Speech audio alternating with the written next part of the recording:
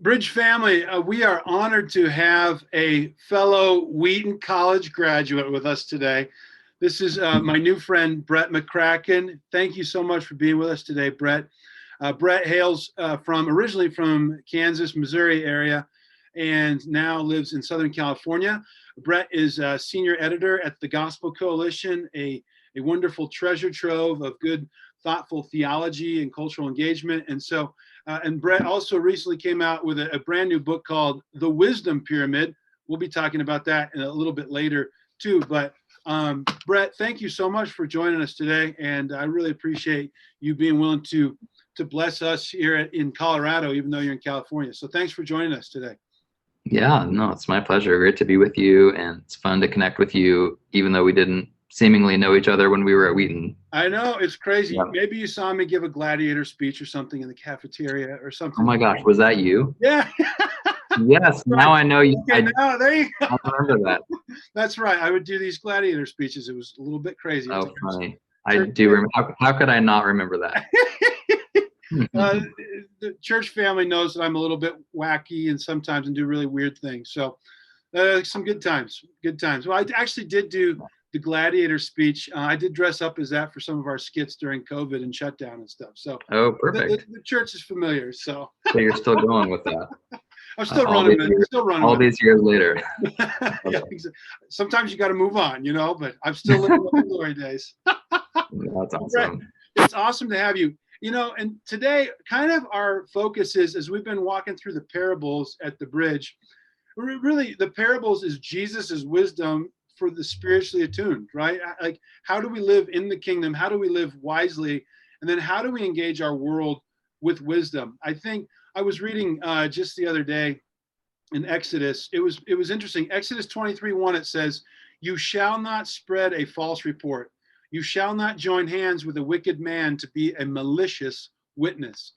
I found that really, really intriguing because, Brett, you talk quite a bit about this. I've been really interestingly frustrated and shocked at how much disinformation, misinformation, and frankly, conspiracy theory that there is going around. And like, it's actually tempting followers of Jesus to think, like, what do we believe? How do we know what to believe?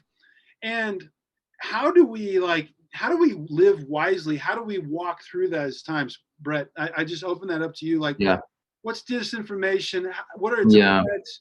How should followers of Jesus be really wary of what we're consuming with information? Yeah, it's a big problem right now, and it's a crisis of truth, really, because when you have so much information in our world, and we have more information at our fingertips than any previous generation of humans have ever had access to. Right. And yet it's a lot of information that's kind of like nebulous. Like, we don't know if it's true, like, can we trust it? And a lot of it is misinformation or disinformation.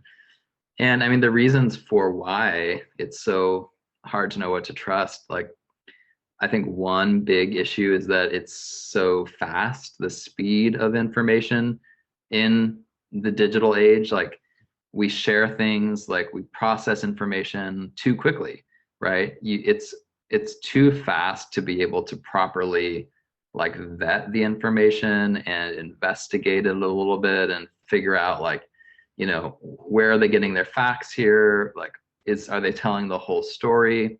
So we get bombarded all day, every day with these sound bites, with these, tweets, small kind of bursts of news and information. And before we take a minute to really think about it or investigate it, we just retweet it. We just share it, right? Like, and that's why things go viral that are not really true or not the full story. That's why conspiracy theories are kind of being passed around virally, because all of us are going too fast to really, like, take the time to put the brakes on and ask critical questions about the nature of this information. Well, it feeds that I saw it on the internet, so it must be true kind of cliche that we sometimes jokingly use, right? Well, yeah, I mean, as much as that's a cliche, I hope none of us believes that anymore. because there's a lot on the internet that is patently false. So yeah, I mean, another thing that I think causes us to, or causes there to be so much bad information is the way so much of information today is twisted or presented in partisan ways. So it's not that a lot of information online isn't necessarily that it's, you know, patently false or completely wrong or just made up. A lot of it is just that it's kind of selectively presenting some facts or some parts of the story, but conveniently, you know, leaving out these other facts that kind of make the story more complicated, leaving out bigger context. So that's just one important dynamic for Christians to be aware of. Like anything you read, anything you watch, any information you come across, chances are there's some incentive driving that person behind that information to package it in a certain way, you know, for some partisan and, you know, some particular, you know, twist. So no, very little information these days is truly objective. So that just means that we all have to be a little bit more on our guard and aware of that, and try to kind of be balanced and seeking out, you know, the other side, and not only listening to the particular like partisan news outlets or, you know, social media person who's only kind of agreeing with us all the time. You know, it's not healthy to live in an echo chamber. Yeah, the echo chamber, and everybody confirms your bias already. Walk us through that, down that road a little bit, Brett. What would be some of those tools that you would say? Okay, so you said observe some other media other than the ones that often fit our own bias or confirmation or what we already think or believe. What would be some other tools you would say as far as evaluating good information versus bad information? Like, again, I think this is important because, as Exodus said, like don't spread a false report, right? Like, do not take the name of your Lord your God in vain. When Christians are bearing false witness, we take God's name in vain. What are some other tools you say? How do we evaluate the massive amount of information that we're consuming? What would you suggest? Yeah, I mean, this is kind of the big question behind why I wrote the Wisdom Pyramid book. And so part of my answer is just exactly what I'm proposing in the Wisdom Pyramid, which is just to build your information diet around kind of more offline sources. Like we're going to be better able to discern the things we find online if we're not online all the time, if that makes sense. Like the people who spend their lives all day, every day on social media, on the internet, are not typically the people that have the best kind of sense for recognizing truth and falsehood. Okay. But the people who are offline for most of their lives and they only kind of occasionally go online, and they are being nourished and resourced with better kind of foundations of truth, I think those are the people that are going to have the wisdom to be better able to, you know, sort through the glut of information and kind of separate the wheat from the chaff, so to speak. So that's one thing I would say. I mean, another big kind of principle that I talk about throughout the book is just slowing down. Like I said earlier, like so many of the problems with misinformation just come from the speed that information is passed around, that the speed that we operate in.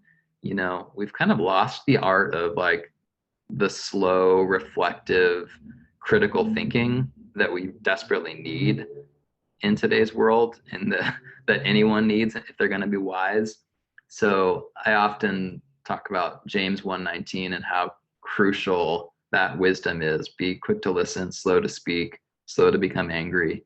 If all of us just follow that as Christians in how we engage online, I think that would be one big step in the right direction. Just be quick to listen, slow to speak, which often we do the opposite, right? We're like so mad about something we saw online that we're like immediately like firing off a tweet or a Facebook post or whatever. And being quick to speak and quick to become angry gets us into a lot of trouble. You know, we often regret those things that we say hastily. And then it also just perpetuates this like cycle of misinformation and, passing around conspiracy theories and things like that. Sure. So Sure. That's awesome. That's really helpful. So really the beautiful spiritual art of slowing down um, yeah, is it's actually huge. wisdom in and of itself. You wrote a great article, I don't know, man, maybe it's been a couple of months ago now about whataboutism. Um, I, Yeah, I found this was a very interesting thing. If ladies and gentlemen, if you don't know whataboutism is, it's if you've ever been, maybe you've done this yourself, or you catch your kids right in the act of something like, well, what about so and so? Well, what about so and so? And correct me if I'm wrong, Brett, but it's sort of kind of a moral denial tactic to get the mhm, responsibility off of you and onto somebody else. yeah, And it's a way that we fail. It's a moral false equivalency exactly. to deny those responsible actions that people take, or maybe we defend somebody rightly or wrongly. Um, because I think this is actually now one of the logical fallacies that many people fall into. Yeah, Can you speak to that a little bit, Brett? I think this is important. But well, what about so and so, or what about so and so? Well, yeah, um, go for it. yeah. It's whataboutism is probably like the most widespread logical fallacy in the social media space. We see it every day, right? Like you respond to someone saying, like, we need to be concerned as Christians about racism, and then you'll have all these people commenting, well, what about abortion, huh? Like, why aren't we concerned about that?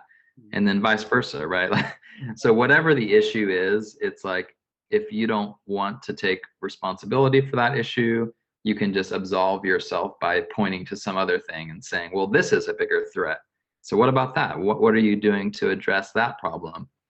And the thing about it is, like, both of these things are problems, and it's okay to acknowledge that life is full of threats, life is full of challenges that need to be addressed. But just because someone raises one of those challenges here and kind of challenges you to think about that doesn't mean that they are denying that this other thing over here is also a problem that needs to be addressed. Like, wisdom is being able to um, simultaneously be aware of multiple threats, be addressing multiple threats, and to be able to do all of that in a way that's independent of partisan categories. So that's kind of one of the things that also fuels whataboutism. Like, if because everyone is just so locked into their partisan kind of groups, so that there's these are the set of important issues for this party, and these are the important issues for this party. And the truth is that maybe some of these issues from this party are important, and some of these issues from this party are important too. And so reality is just too complex to be simplified to like a party's platform. So I just think whataboutism is a lazy logical fallacy. It basically is an admission that we're too intellectually incompetent to be able to like hold these things in tension and to say, yes, this is a problem. To use the example of like abortion is a problem. We want to address that, but racism is real too, and we need to address that. And you don't have to choose one or the other just because the typical political priorities of both sides might favor one or the other. As Christians, especially, we need to be as fiercely independent and kind of freed from those like political shackles as we can be, because otherwise we're just going to be pawns in some politician's game, and nothing good comes when Christians become merely political No, pawns. no. And I think there's also there's a practical ministry side too. Like if this is a problem for people, Hmm. and it often Hmm. goes to the emotional level so quickly too, right? There's such a heightened level of Yeah. that. Like Christians need to move in with thoughtfulness and with compassion Hmm. to what Hmm. people are experiencing, and not just dismiss that. And I think whataboutism is just a dismissive It's a way of life. dismissive. Yeah. Like you said, it doesn't think critically, it doesn't engage critically. Hmm. And my hope would be Christians should be some of the Hmm. best conversationalists on the planet, right? That Yeah, that's we, good. we can So have true. deep conversations and not be afraid to go to awkward Hmm. places. And probably that's Hmm. because our faith is not fully developed. We're not Hmm. bearing fruit in that way, to use Jesus's parable language, Yeah. that can hang with the hard conversations. And I think Christians should be some of the most critical thinkers on the planet Hmm. because we can be secure, I think, in our faith in that way. Yeah. Yeah. I think you're right. And I love what you said about like, whataboutism is cruel. It's basically dismissing, if someone comes up to you with a really earnest thing that for them is very personal, Hmm. and they start talking about like, I'm passionate about this issue because of this reason, and you respond, well, what about this? Like, why aren't you talking about that? It's just a disrespectful, like mean-spirited thing to do. Like, for as Christians, we should listen to them, like hear them out. And it doesn't mean that later on in the conversation you can kind of start to raise like, well, I also think that we should be concerned about that, but there's this other issue too. So I'm not saying that there's never a place for pointing out, these other issues, but when your immediate response is like trying to deflect to some other thing, that's just unhelpful and not a way to love people. That's true. That's really helpful. So here's a follow-up question though, because I feel like misinformation, frankly, it feels a little bit calmer. Maybe it's just me because now it's more in the rearview mirror, but especially like around election season, and Yeah. COVID did this too, debates around COVID. What if Yeah. you have friends or family members or neighbors that are Mm. just on radically opposite ends of the spectrum, right? Like, Yeah. and it's actually pulling families, it's pulling relationships apart because of, in a sense, Mhm. their worldview, right? Of how they interpret Mhm. the facts. And that's like you talked about earlier, with the glut of information, everybody can be an instant expert too. And I can find my own Yeah. scientist that backs up my own conclusions that I already confirmed. Right. What should we do though if we find and encounter people? Because this is another concern I think practically we have. How do we deal with people who think radically different than us without just Mhm. dismissing Mhm. them and just Mhm. like Yeah. washing our hands of them and be like, just be gone, right? Right. What do you suggest? Yeah.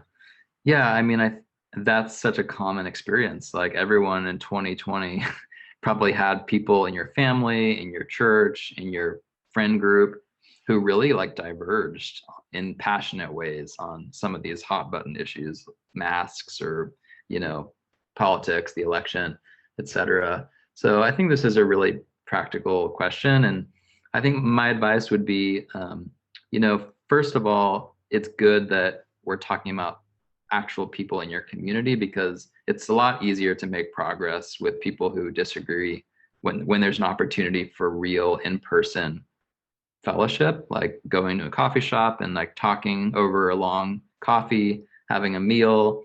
It's just not easy to do that in the disembodied kind of impersonal space of the internet. So that would be my first It's always recommendation. weird when people have long threads that are this long on Oh like yeah. comment wars. I'm like, what are you doing? You I know? I don't even I can't even begin to wrap my mind around that because Yeah. it's so fruitless and I've never seen anything good come of it.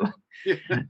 All the fruit of like debate and disagreement I find comes in real relationship with someone when you can over a period of time, and maybe it's many years of like ongoing conversation with someone, you each learn from each other and you do it in the context of relationship. So that's why I think with family, there's as painful as those sorts of disagreements can be because it's wrapped up with all sorts of relational baggage. Like, Yeah. I actually think there's greater hope for progress in those contexts than there is with the random person on Twitter who you've never met. So I would also say one thing I recommend is try to find common ground. So maybe it's you have a little bit of common ground, but everyone has some sort of common ground with Right. an ideological opponent.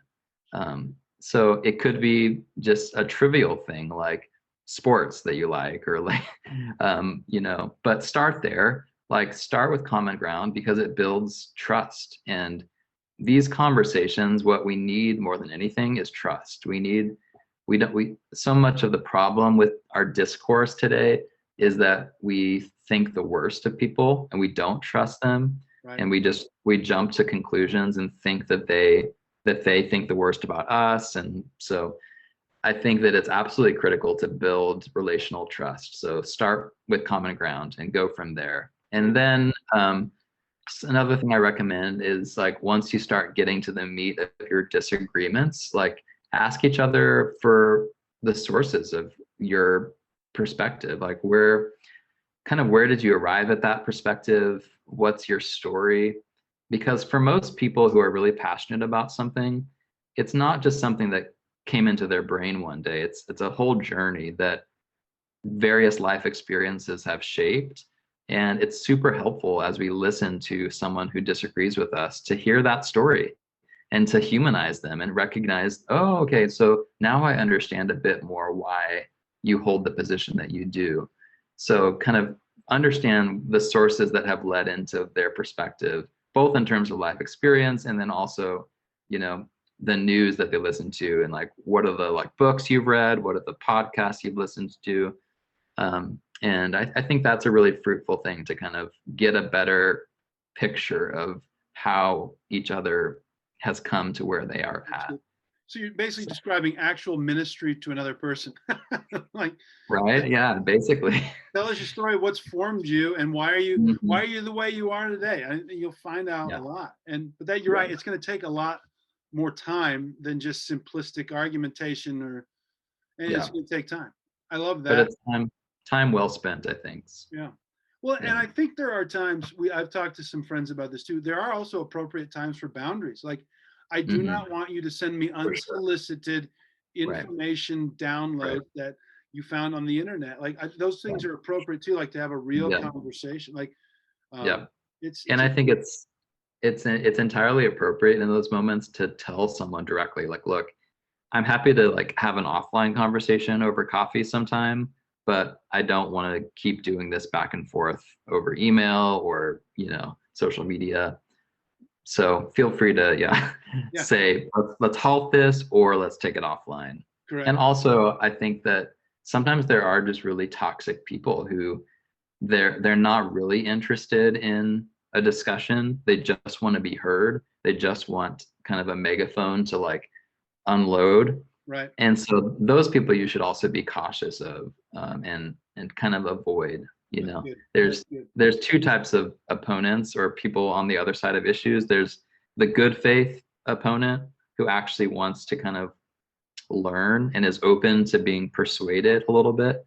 And then there's the person who is like so entrenched in their perspective, they're not interested in what you believe. They're never going to change, and they just want to vent. And they just want to argue or something for argument's sake. And there's a lot of people these days who really just get a kick out of arguing all day, every day. And there's a lot in the Bible that I think would tell us that's not a good thing to be doing. Exactly. Yeah. Well, I think that transitions perfectly, because I think the biggest challenge, maybe this seems weird, but like, Christians really need to live wisely now. Like, and what I love, and this is a shameless plug for your book on the wisdom pyramid, is because I think you gave verbalization, or you put in words what I think a lot of people have thought and needed, in a way of how do we digest and live this. So what I want to do, our friends at Crossway Books, they're so wonderful. They gave us the permission to actually show this little video that kind of gives an overview of the pyramid. And so I want you to watch this, and we're going to come back, and I want to highlight two of these things. All right, so check this out right now. The Wisdom Pyramid is a guide for pointing us to sources of nourishing, trustworthy truth in a post-truth age. The first layer of the Wisdom Pyramid is the Bible, God's Word. If He is the definition of wisdom, then it makes sense that His direct revelation to us should be the foundational layer of our pyramid. Next up is the church. This is God's people across time, our local church, the body of Christ on earth. It should be an invaluable source of wisdom for us. And then nature, God's creation. Scripture says, the heavens declare the glory of God. God's creation should reveal things to us about the Creator. And so if we spend time outside instead of on our devices, we can pick up a little wisdom there. And then books. This is kind of an obvious one if you think about becoming wise, read books. But I think especially older books, books that have stood the test of time, is important for our wisdom. And then beauty, art, music, things that help us reflect, focus, be attentive to the world around us. Wisdom is not just about facts, it's also about feelings and emotions and kind of that intangible level that beauty can provide. And then finally, at the top of the wisdom pyramid, which is the least important, is the internet and social media. It's not that that can never be a source of truth, but we need to be careful and we need to use it sparingly. Don't make it the staple of your diet. So that's it. That's the wisdom pyramid. It's really just a guide to help us be discerning in our media habits, in the things that are speaking into our hearts and minds. We need Christians of all people to be growing in wisdom and not following the ways of the world.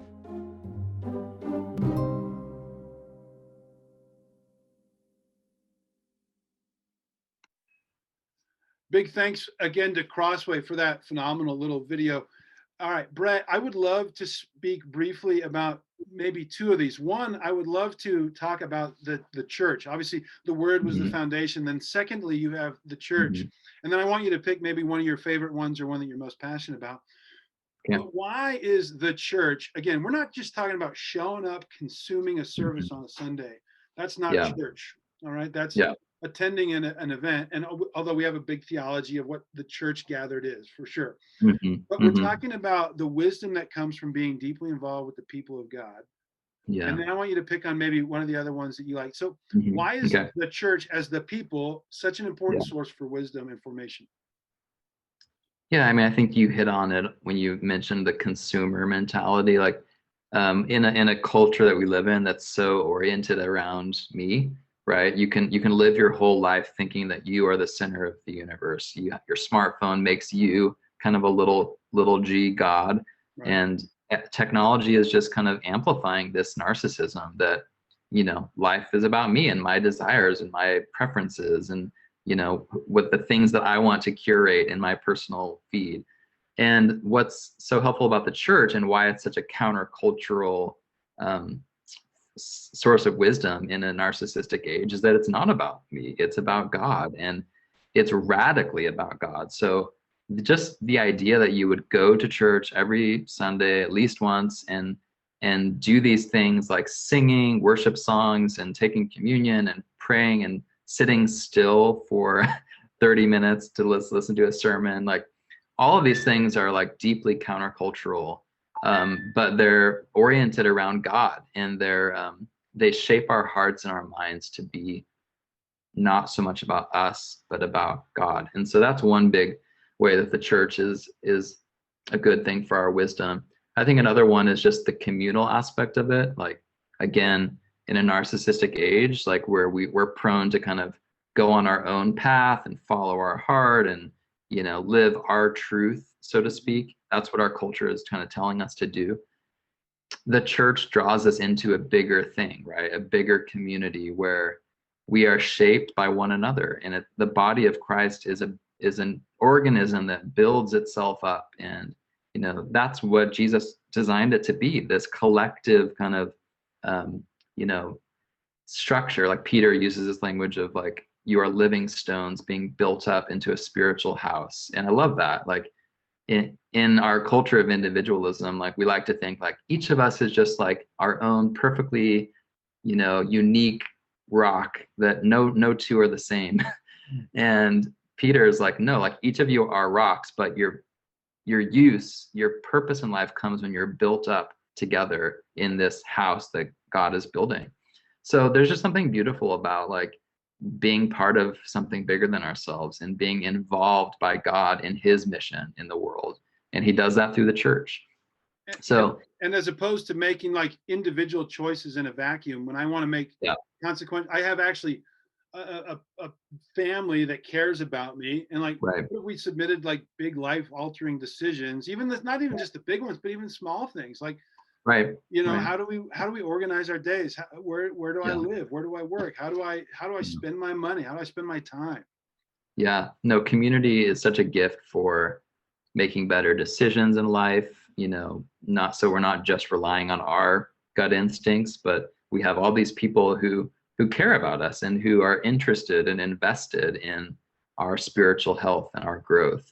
And so you're just going to grow more in community than you are on your own. That's true of everything, right? Like, you're an athlete, you have experience on sports teams. So it's not like you are ever going to be good at a sport by just being kind of an independent, like, I'm just going to go practice when I feel like it or whatever. Like, you become better at things when you like when you are part of a group that's pushing one another to grow. And that's the beauty of the church. And so we can become wiser, better in community than we would on our own. And another thing that I think is good about the church is in a ephemeral, kind of fast moving age that we live in, where we're so disconnected from the past and where we just live in the moment, and everything is just about novelty and kind of reinventing the wheel every week.